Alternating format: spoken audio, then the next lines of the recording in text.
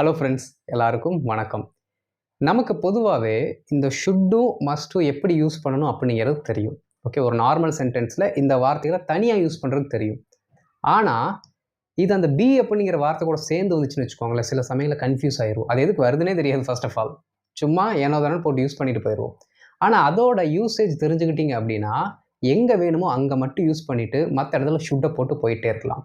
Okay, so அதைத்தான் இன்றைக்கி crystal கிளியராக A to Z உங்களுக்கு சொல்லி தர போகிறேன். ஓகே, ஸோ வீடியோவை ஸ்கிப் பண்ணாமல் ஃப்ரம் ஸ்டார்ட் டு ஃபினிஷ் பாருங்கள். அப்போ தான் ஒரு பெட்டர் அண்டர்ஸ்டாண்டிங் கிடைக்கும். ஆடு வந்தாலும் ஸ்கிப் பண்ணிவிட்டு வீடியோ ஃபுல்லாக பாருங்கள். ஓகே, அண்ட் இதான் நம்ம சேனலுக்கு நீங்கள் ஃபஸ்ட் டைம் வந்திருக்கீங்கன்னா மறக்காமல் சப்ஸ்கிரைப் பண்ணிட்டு பெல் பட்டனை கிளிக் பண்ணி வச்சுருங்க. அப்போ தான் நம்ம போடுற வீடியோஸ் உங்களை வந்து சேரும். வீடியோக்குள்ளே போயிடலாம். இப்போ இந்த மஸ்ட் பி ஷுட் பியோட பேசிக்ஸ் மட்டும் சொல்லித்தரேன். சரிங்களா, ரொம்ப சிம்பிள் தான். ஓகே, இந்த பேசிக்ஸை மட்டும் கரெக்டாக பிடிச்சிக்கிட்டீங்க அப்படின்னா லைஃப் லாங் வரைக்கும் இதில் தப்பே பண்ண மாட்டீங்க. ஏன்னா அவ்வளோ சிம்பிள், இது கஷ்டம்லாம் கிடையாது. சரிங்களா, ரைட். இப்போ பாருங்கள், இந்த மஸ்ட் பி ஷுட் பி அதுக்கு போகிறதுக்கு முன்னாடி V3 அப்படிங்கிற ஃபார்மேட்டை நம்ம பார்த்துக்கலாம். சரிங்களா, நமக்கு எல்லாத்துக்கும் தெரியும். வேர்ப் 1 இருக்குது, வேர்ப் 2 இருக்குது, வேர்ப் 3 இருக்குது. ப்ரெசண்ட்டு, பாஸ்ட்டு, பாஸ்ட் பார்ட்டிசிபிள்னு சொல்லுவாங்க. எப்படி? கோ, வெண்ட், கான். அப்போ அந்த கான்ங்கிறத V3. சரிங்களா, இது நமக்கு எல்லாத்துக்கும் தெரியும். அப்போ அந்த தேர்டு ஃபார்மெட்டை தான் நம்ம இவங்க கூட யூஸ் பண்ணணும். ஓகேங்களா, அதான் இதோட ஃபார்மெட்டே. ஷுட் பி மஸ்ட் பின்னு வந்துட்டாலே அதுக்கு பின்னாடி வரக்கூடியது V3 தான் வரணும். ஃபார்முலா இங்கே எழுதியாச்சு. சரிங்களா, சரி, V3யில் வரும்போது என்ன மீனிங்கில் வரும் அப்படிங்கிறத தெரிஞ்சுக்கணும். இப்போ பாருங்களேன், கோ அப்படின்னா போ அப்படின்னு அர்த்தம். வெண்ட் அப்படின்னா போனான் இல்லாட்டி போனேன் அப்படிங்கிற மாதிரி டோனில் எடுத்துக்கணும். பின்னாடி வர வார்த்தையை நம்ம ஆட் பண்ணோம்னா மீனிங் வந்துடும். போனேன் அப்படின்னு எடுத்துக்கிட்டா போனான், போனாள், போனார்கள் அப்படிங்கிற பாஸ்ட் டென்ஸுக்கு தேவையான அந்த எசன்ஸ் வந்துடும். ஆனால் V3 நீங்கள் பொழுது பார்த்தீங்கன்னா நீங்கள் போனேன் அப்படின்னு எடுக்காமல் போக அப்படின்னு எடுத்துக்கணும். ஓகே, ஒரு வேலையை செய்கிறாங்க அப்படின்னா செய்த, செய்ய அப்படிங்கிற டோனில் எடுத்துக்கணும். சரிங்களா, பாருங்கள், எழுதியிருக்கோம் பாருங்களேன். கால்டு அப்படின்னா அழைக்க, அழைக்க அப்படின்னா V3யில் வருது. குக்டு சமைக்க, ரிட்டன் எழுத, ஸ்பெண்ட் செலவு செய்ய, கம்ப்ளீட்டட் முடிக்க, டன் செய்ய, அப்புறம் என்ன டேக்கன் எடுக்க, இந்த மாதிரி மீனிங்லேயே தான் வரணும். ஓகே, அப்போ இந்த மாதிரி உங்களுக்கு என்னென்ன வேர்பெல்லாம் தெரியுதோ அந்த வேர்போட தேர்ட் ஃபார்மேட்டுக்கு தமிழ் இந்த மாதிரி நீங்கள் என்ன பண்ணுங்கள், மாற்றி வச்சு ப்ராக்டிஸ் பண்ணி பழகுங்க. ஓகே, இப்போ நான் ஒரு சில எக்ஸாம்பிள்ஸ் மட்டும் எழுதியிருக்கேன். நீங்கள் நிறைய ஒர்க் அவுட் பண்ணணும். சரிங்களா, ரைட். இப்போ மஸ்ட்டுக்கும் ஷுட்டுக்கும் நமக்கு தெரிஞ்ச மாதிரி அதோட அர்த்தம் என்ன? வேண்டும். Okay, right. அதாவதுங்க, ஒரு சஜஷன், ஒரு அட்வைஸ், ஒரு ரெக்கமெண்டேஷன், இல்லை ஒரு ரெஃபர், ஏதோ ஒரு விஷயத்தை ரெஃபர் பண்ணுவோம்ல, அந்த ரெஃபரன்ஸ், இந்த மாதிரி இருக்க அந்த சென்டென்சஸ்க்கு நம்ம ஷுட்டு யூஸ் பண்ணுவோம். ஓகே, ஷுட்டுனாலே சஜஷன் தான், ஒரு அட்வைஸ் தான். சரிங்களா, ரொம்ப கட்டாயமெல்லாம் கிடையாது. ஆனால் அதே நீங்கள் மஸ்ட் யூஸ் பண்ணிங்கன்னா கட்டாயம். அது நல்லதோ கெட்டதோ, அட்வைஸ் எல்லாம் எதுவுமே கிடையாது. நல்லதோ கெட்டதோ அந்த வேலையை அவங்க பண்ணித்தான் ஆகணும், அது நடக்க தான் வேண்டும். அதுதான் மஸ்ட்டு. மஸ்ட்டுன்னா 100% கட்டாயம் நடக்க வேண்டும், உறுதி. ஓகே, அதான் மஸ்ட்டுக்கும் ஷுட்டுக்கு இருக்க வித்தியாசம். ஆனால் தமிழில் ஒரே வார்த்தை தான் வேண்டும். தமிழில் ஒரே மாதிரி வந்தாலும் நம்ம அண்டர்ஸ்டாண்ட் பண்ணிக்கணும், அதோட அர்த்தம் என்ன, யூசேஜ் என்னன்னு புரிஞ்சுக்கணும். சரிங்களா, அடுத்து பி அப்படின்னால நமக்கு தெரியும் இரு அப்படின்னு பொருளில் வரும். ஓகே, இரு அப்படின்னா தான் பியோட அர்த்தம். ஆனால் இங்கே பார்த்தீங்கன்னா இந்த மஸ்ட் பி இல்லை ஷுட் பின்னு வந்துச்சுன்னா ஆட்டோமேட்டிக்காக இந்த சென்டென்ஸ் பேசிவாக மாறிடும். அப்போ பேசிவில் பி வருது அப்படின்னா அதோட அர்த்தம் பட அப்படின்னு அர்த்தம். அவ்வளோதான், அதோட முடிஞ்சுது. இரு கிடையாது, பட. பீனா பட. ஓகேங்களா, வேண்டும் எதுக்கு? மஸ்ட்டுக்கு ஷுட்டுக்கு. இப்போ சேர்த்திடலாமா ரெண்டுத்துக்கும் தமிழில் தெரிஞ்சிருச்சு, ரெண்டுத்தையும் சேர்த்துவோம். ஷுட் பி மஸ்ட் பி, அப்போது பட வேண்டும். ஓகே, வேண்டும் படன்னு போட்டக்கூடாது, பட வேண்டும். ஏன்னா இங்கிலீஷை பொறுத்த வரைக்கும் ரிவர்ஸில் தான் வரணும். ஓகே, பட வேண்டும், பட வேண்டும், அவ்வளோதான். என்ன பட வேண்டும்? ஒரு செயல் அப்படி செய்யப்பட வேண்டும். புரியுதுங்களா? செயலை செய்ய வேண்டும் கிடையாது, ஒரு செயல் செய்யப்பட வேண்டும். அதோட கன்வே ஆகிற விதமே பார்த்தீங்கன்னா வேற மாதிரி இருக்குது. ஏன்னா அது பேசிவ். வினை எப்படி செய்யப்பட வேண்டும் அப்படிங்கிறது தான் இது சொல்லுது. வினை யார் செய்கிறான்ங்கிறது பேச போகிறது கிடையாது. வினை எப்படி செய்யப்பட வேண்டும், வினை யார் மீது செய்யப்பட வேண்டும், அந்த பட வேண்டும் அப்படிங்கிற மீனிங்லேயே தான் வரும். அதை மறக்கக்கூடாது, அதுதான் வேணும். சரிங்களா, பாருங்கள், ஒவ்வொன்றா டீகோட் பண்ணியாச்சு. இப்போ எல்லாத்தையும் சேர்த்து எழுதிடலாம். ஓகே, ரிட்டன் என்ன? எழுத. அப்படி எழுதிடலாமா? அங்கே பாருங்கள், எழுத.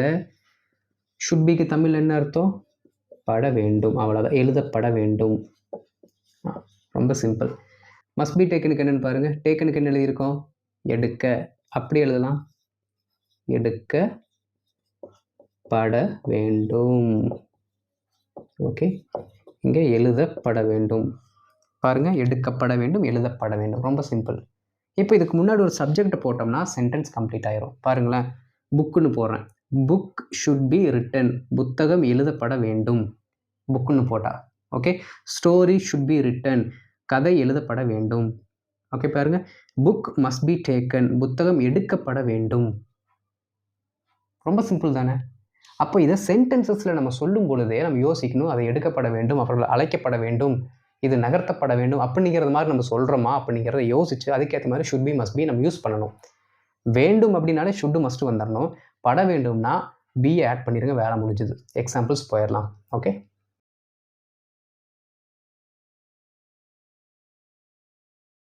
இப்போ ஃபஸ்ட்டு ஃபார்முலா கவனிங்க. நமக்கு தெரியும், என்ன தெரியும் அப்படின்னா, ஒரு சென்டென்ஸ் அப்படின்னாலே அதை ஸ்டார்ட் பண்ணுறது எதுலேருந்து ஸ்டார்ட் ஆகும்? சப்ஜெக்ட்லேருந்து ஸ்டார்ட் ஆகும். அது எல்லாத்துக்கும் தெரியும். அதனால் சப்ஜெக்டை போட்டாச்சு. சப்ஜெக்டை தொடர்ந்து என்ன வரணும்? ஒரு வேர்பு வரணும். இங்கே இருக்க வேர்பு என்ன அப்படின்னா ஷுட் பி இல்லாட்டி மஸ்ட் பி. அது கூட ஒரு V3 ஃபார்மேட் அப்படி வந்துச்சுன்னா அது வேர்பு. சரிங்களா? இப்போது இங்கே கொடுத்துருக்கிறது பார்த்தீங்க அப்படின்னா சப்ஜெக்ட் வேர்பு மட்டும் தான் கொடுத்துருக்கோம்.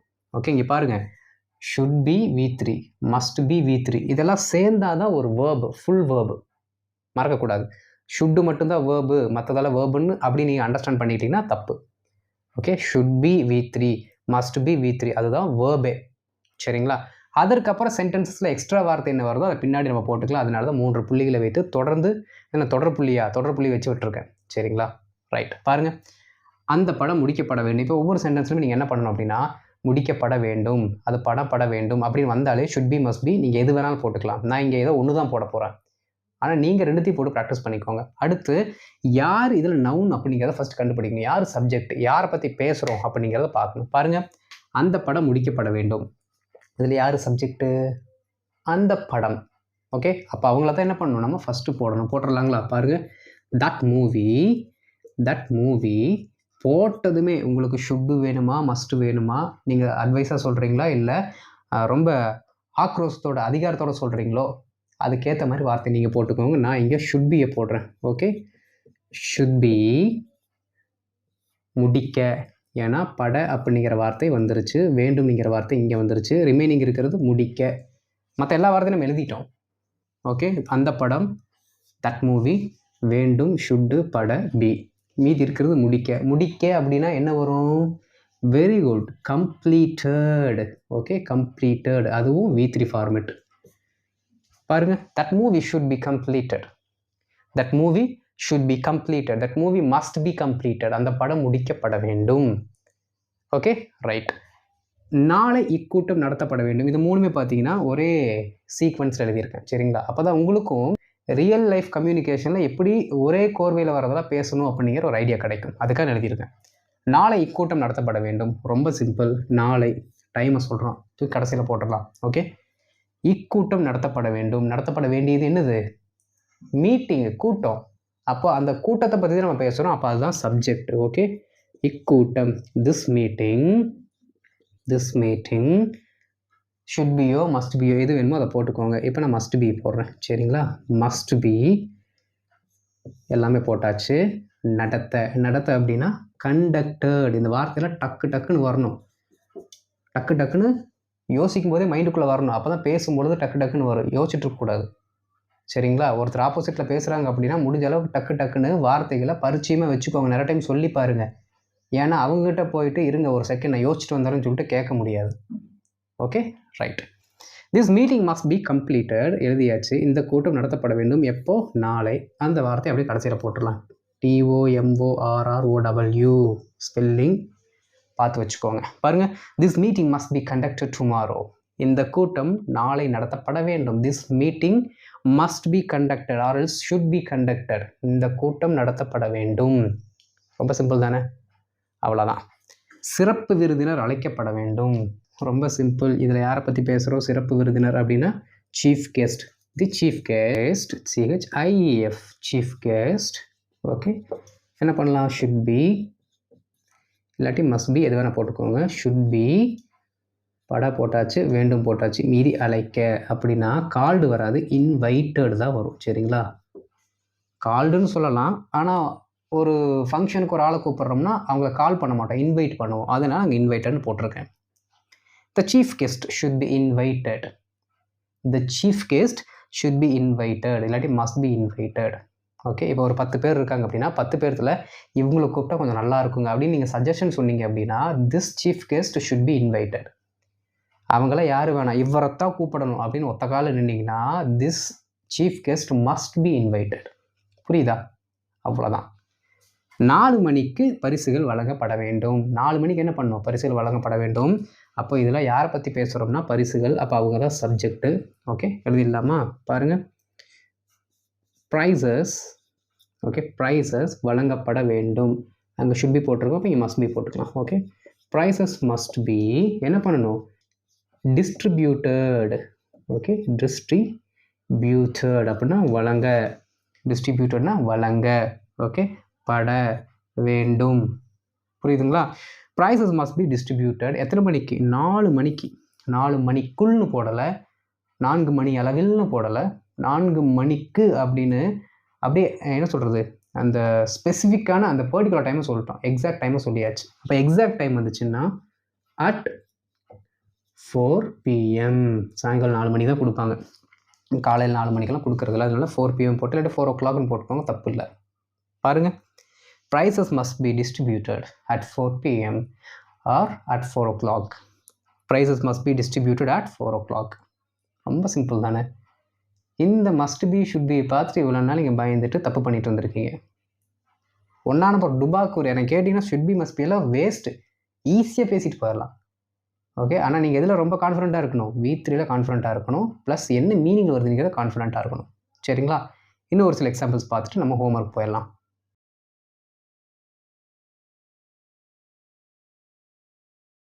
இப்போ அடுத்து ஒரு சில எக்ஸாம்பிள்ஸ் பார்க்கலாம்.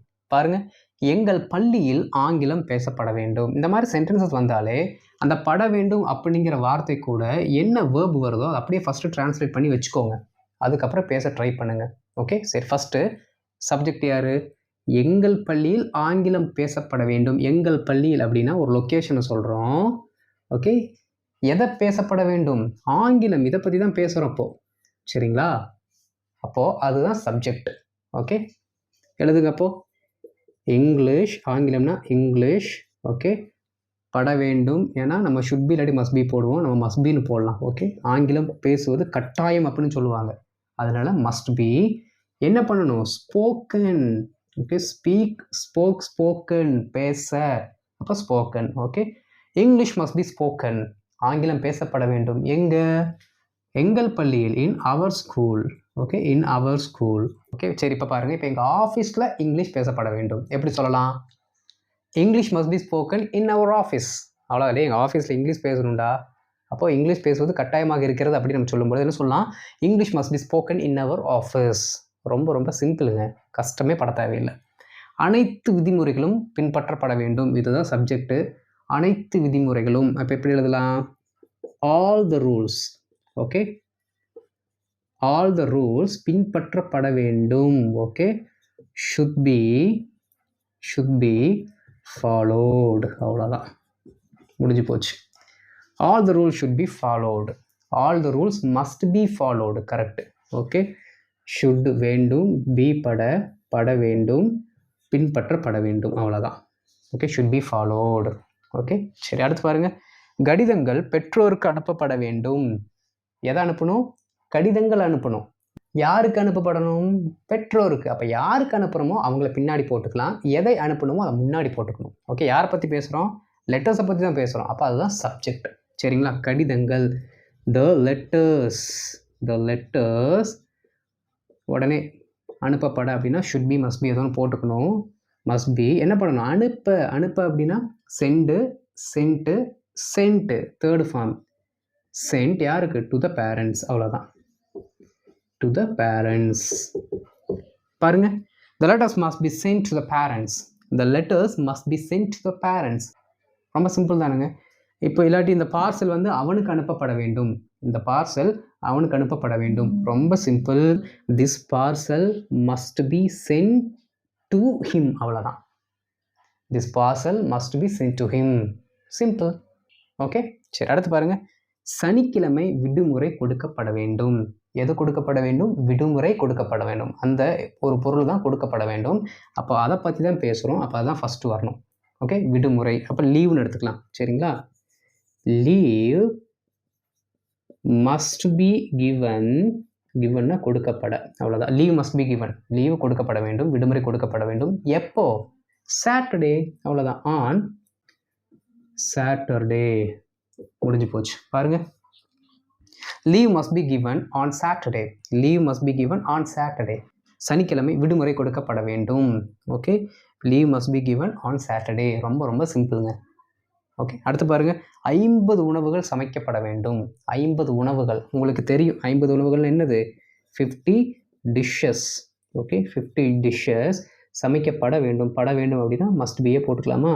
சரி, மஸ்ட் பி சமைக்க, குக்டுன்னு போடலாம், இல்லாட்டி ப்ரிப்பேர்டுன்னு கூட நீங்கள் போடலாம். கரெக்டு தான். ஓகே, ப்ரிப்பேர்டு இல்லாட்டி குக்டு ரெண்டுமே கரெக்டு தான். ஓகே, ப்ரிப்பேர்டு போட்டிங்கன்னா இன்னும் கொஞ்சம் நல்லாவும் இருக்கும், ஒரு ஸ்டாண்டர்டாக. சரிங்களா? பாருங்கள், 50 dishes must be prepared. Okay, 50 dishes must be prepared. இதை கொஞ்சம் நம்ம எக்ஸ்டெண்ட் பண்ணணும் அப்படின்னா 50 உணவுகள் திருமணத்திற்கு சமைக்கப்பட வேண்டும். ஓகே, அப்போது 50 dishes must be prepared for a wedding. அவ்வளோதான், முடிஞ்சு போச்சு. For a wedding. 50 dishes must be cooked for a wedding. அவ்வளோதாங்க. இதுதான் மஸ்ட் பியும் ஷுட் பியும் யூஸ் பண்ணுற வழிமுறைகள். சரிங்களா? இன்னும் ஒரே ஒரு பாயிண்ட்டை மட்டும் ஆட் பண்ணிடுறேன். அது வந்து ஐயா அதுக்கு தனியாக ஒரு வீடியோ போடணும். சிம்பிளாக ஒரு கிளிம்ஸ் இங்கே கொடுத்துட்டுனா நீங்கள் அண்டர்ஸ்டாண்ட் பண்ணிக்குவீங்க. அதனால் இந்த மஸ்ட்டு அப்படிங்கிற வார்த்தைக்கு ஈக்குவலாக ஒரு பவர்ஃபுல் வேர்டு இருக்குது. என்ன அப்படின்னா ஹாவ் டு. கரெக்டு தானே? ஹாவ் டு, ஹேஸ் டுன்னு யூஸ் பண்ணுவோம். ஹாவ் டு அப்படின்னாலும் மஸ்ட்டுக்கு கொடுக்குற அதே இம்பார்ட்டன்ஸ் வரும். ஆனால் ஒரு 90% கட்டாயம். ஓகேங்களா? அது நம்ம ஹாவ் டுன்னு யூஸ் பண்ணுவோம்.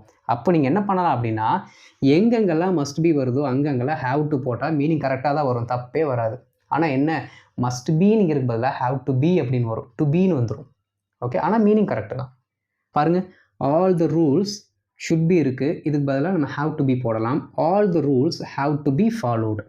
அனைத்து விதிமுறைகளும் பின்பற்றப்பட வேண்டும். All the rules have to be followed. Okay, the letters have to be sent to the parents. Correct? Okay, ஆனால் ஃபஸ்ட் நீங்கள் என்ன தெரிஞ்சுக்கணும் அப்படின்னா, ஷுட் பியும் மஸ்ட் பி நல்லா ப்ராக்டிஸ் பண்ணுங்கள். அதுக்கப்புறம் அந்த have to be, has to be எல்லாம் வரலாம். ஓகே, தெரிஞ்சுக்கிறதுக்காக நான் எக்ஸ்ட்ரா ஒரு பாயிண்ட் சொல்லியிருக்கேன். தேவை அப்படிங்கிறவங்க நீங்கள் அதையும் சேர்த்து ப்ராக்டிஸ் பண்ணுங்கள். இல்லை எனக்கு ஷுட் பி மஸ்ட் பி இப்போ நான் ப்ராக்டிஸ் பண்ணிக்கிறேன் அப்படின்னா நீங்கள் அதை மட்டும் ப்ராக்டிஸ் பண்ணிட்டு அப்புறம் ஹாவ் டுக்கு வாங்க, தப்பு இல்லை. ஓகே, ஹோம் ஒர்க்ஸ் போயிடலாம்.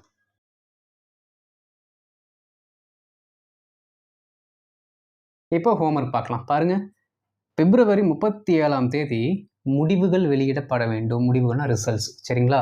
பிப்ரவரி 37ஆம் தேதி முடிவுகள் வெளியிடப்பட வேண்டும். இரத்த பரிசோதனை எடுக்கப்பட வேண்டும். இதெல்லாம் நம்ம ரெகுலராக பேசுறது. ஓகே, கோடு போடப்பட வேண்டும். அவருக்கு மரியாதை அளிக்கப்பட வேண்டும். குற்றவாளிகள் தண்டிக்கப்பட வேண்டும். ஓகே, குற்றவாளிகள் தண்டிக்கப்பட வேண்டும், இல்லாட்டி கொல்லப்பட வேண்டும். ஓகே, மஸ்ட் பி ஏதோ ஒன்று போட்டு நீங்கள் எழுதிக்கலாம். ரொம்ப சிம்பிள் தான் எல்லாமே. ஓகே, ஸோ இதுக்கான ஆன்சர்ஸை கமெண்ட்டில் போட்டு நான் பார்த்துட்டு உங்களுக்கு ரிப்ளை பண்ணுறேன். ஓகே, ஸோ இந்த வீடியோ உங்களுக்கு பிடிச்சிருந்துச்சு அப்படின்னா லைக் பண்ணிக்கோங்க. தெரிஞ்சவங்களுக்கும் ஷேர் பண்ணுங்கள், அவங்களும் நம்மளோட வீடியோஸை பார்த்து பயனடையட்டும். ஓகே, அண்ட் இதான் நம்ம சேனலுக்கு நீங்கள் ஃபஸ்ட் டைம் வந்துட்டு இருக்கீங்கன்னா மறக்காமல் சப்ஸ்கிரைப் பண்ணிட்டு பெல் பட்டனை கிளிக் பண்ணி வச்சுக்கோங்க. அப்போ தான் நம்ம போடுற வீடியோஸ் உங்களை வந்து சேரும். அடுத்த வீடியோவில் பார்க்குறேன். தேங்க்யூ. அது வரைக்கும் ப்ராக்டிஸ் பண்ணணும். ஓகே, பார்க்கலாம்.